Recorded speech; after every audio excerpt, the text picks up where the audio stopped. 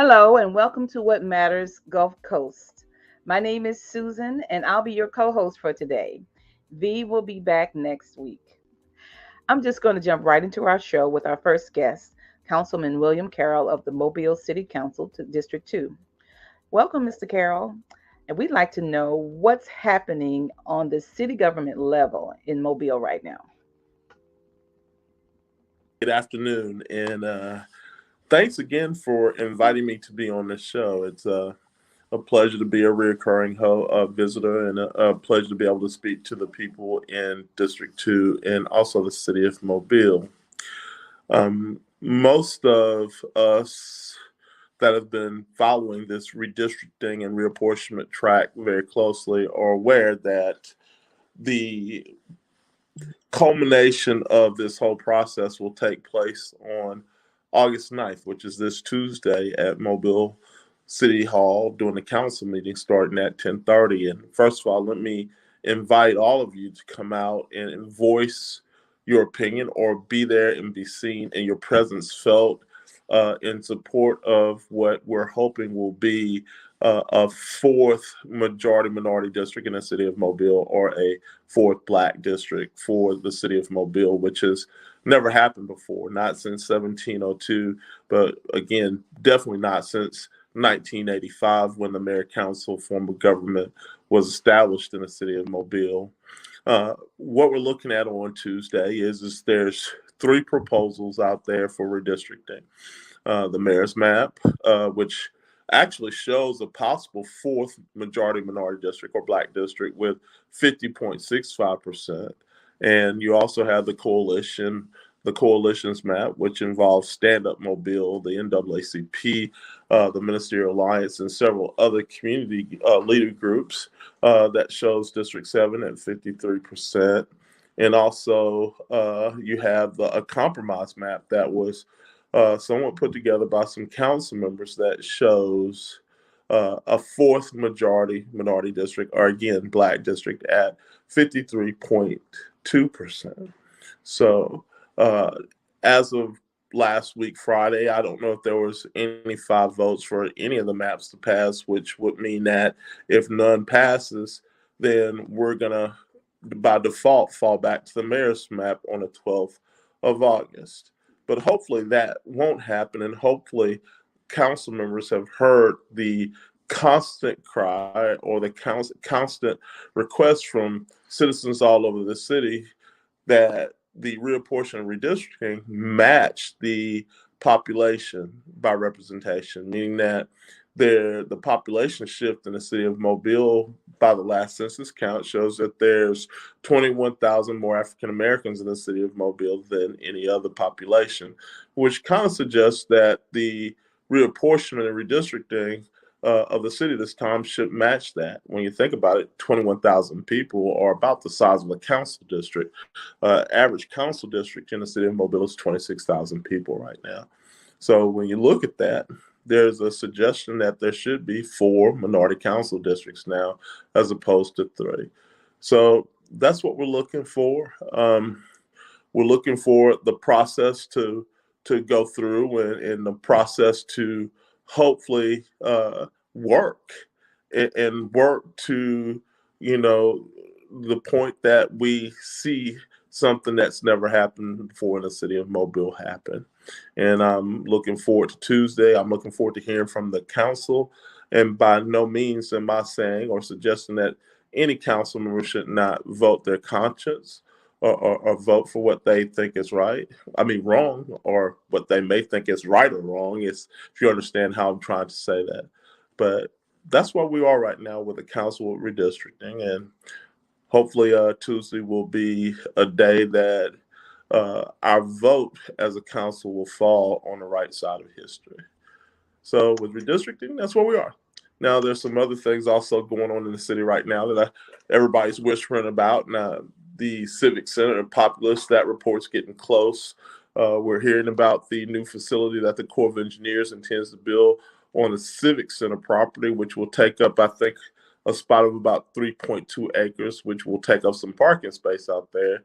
But in return, there'll also be a parking deck built out on that property beside the Civic Center. There's a timeline out that shows a lot of this that may change somewhat. It's in my newsletter.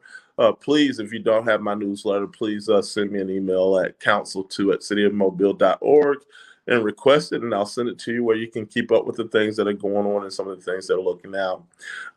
In the timeline, it shows what stages we are as far as populace and them getting information to us, and what portion of time things will be going through the planning commission and trying to get out to the city. And then it shows a portion where I'm sure there'll be community input or chance for the city to, people and constituents of the city have a chance to look all those things over as we receive them, because as a council we have not received them as of yet. There's also rumors of an annexation attempt coming. I can say this, that there was conversation about it and projections about it, but there has not been any formal presentation or suggestion on annexation at this time.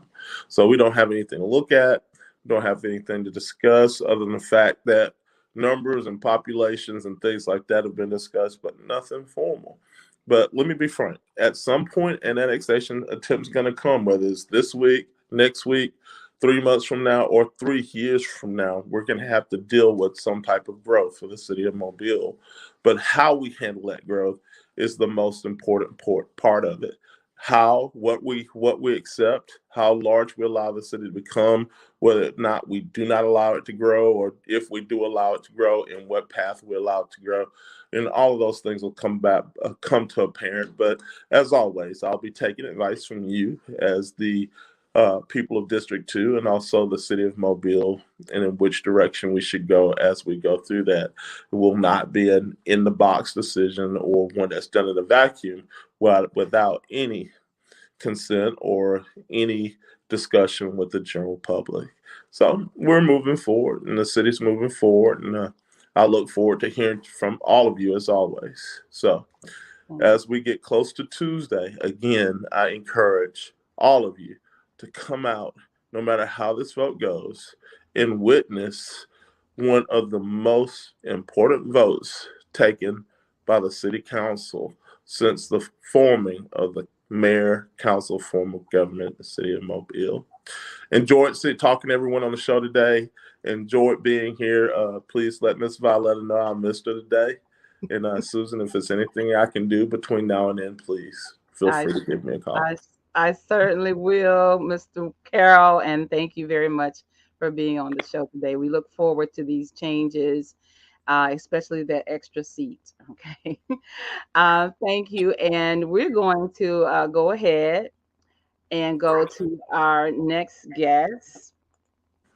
We have Tina Frank with the Independent Living Centers of Mobile. So she's going to tell us about what their organization does, and how we can support them as well. Hello, and I'm Tina Frank from Independent Living Center. I'm one of the specialists here, along with my co-workers, Samaria Austin and Lisa Daly. We work and we're collaborating with the ADPH, which is the Alabama Department of Public Health, and we are promoting the COVID vaccination. We offer kits. We offer anything pertaining to being safe. We also promote the vaccinations plus the boosters. And if you need anything as far as sanitizer, gloves, masks, we'll come out to you. We'll bring you a COVID kit that we make up, and we're just here to help whoever needs help. Independent Living Center is located on House Ferry, and like I say again, we are here to help. We're promoting the COVID because it is out here still. And we just encourage people to be safe, wear your mask, make sure you sanitize or wash your hands, and, wear gloves when you're out in the public. Thank you. All right, thank you, Miss Frank. I'd like to know a little bit more about what you do with the COVID kits. Now, when did you all start issuing the COVID kits? We began in October of 2021. October 20. Now, how many do you think you've issued out since then? So far, we've given out about 250. 250 of them. Huh? Okay. Now, what's in these kits that you give out? Tell us a little bit Um, about Basically, what's in it is things that people couldn't get in the beginning, as that. Hmm. far as gloves, masks, sanitizer, um, and you have multiple masks. So you have the N95s and you have the basic ones, um, and then also some information about the vaccinations, about the boosters, and then it's a little bit about what Independent Living Center does. Okay. Um, so yes, and it's also Lysol and then Lysol wipes, stuff that were hard to get. Mm-hmm. Mm-hmm. Very good idea. Now, do you accept any donations from the community to supply your kits, or is that something the organization does?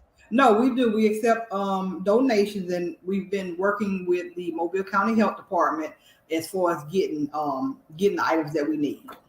Okay, great. And for our audience, you can call the number that's on the screen to if you would like to donate to them in their efforts to protect the community, right? All right. Also, now, what are some locations or areas that you serve with this COVID kits? We serve all of the southwest region of Alabama. So that's from Baldwin County all the way up to Wilcox County. So anybody in between the rural areas like Choctaw Bluff, Coffeeville, Escambia County, we serve all of those. And anybody that need them, they're welcome to call, and we'll bring you the kits. Okay, wonderful, wonderful.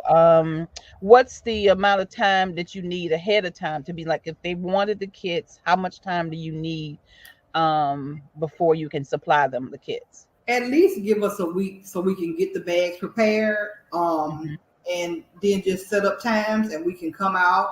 And when we bring the kids, we also can do presentations, because we've learned that a lot of the rural areas, they don't have access to get some of the things that we get. And also, I forgot to mention, in the COVID bags we have free COVID kits in there as well. Okay, yes. That is really, really good. We definitely need as many of those as we can get. Right. So you said that the presentations you do at certain locations like churches. Yes, we do churches, we do community centers, we do libraries, anywhere that a group of people that we can actually, accommodate big groups, but we also want them to be safe and stay in the guidelines. Separate yourself. But yeah, anywhere that we can do a group, we come out. Okay. One last question.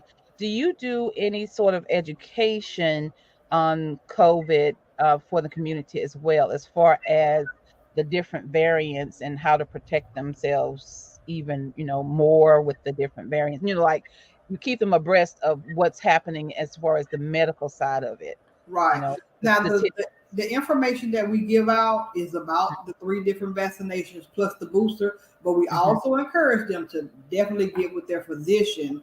If they have any kind of underlying health conditions, we Hmm. we strongly suggest that they get with their physicians, and just get some information as for themselves.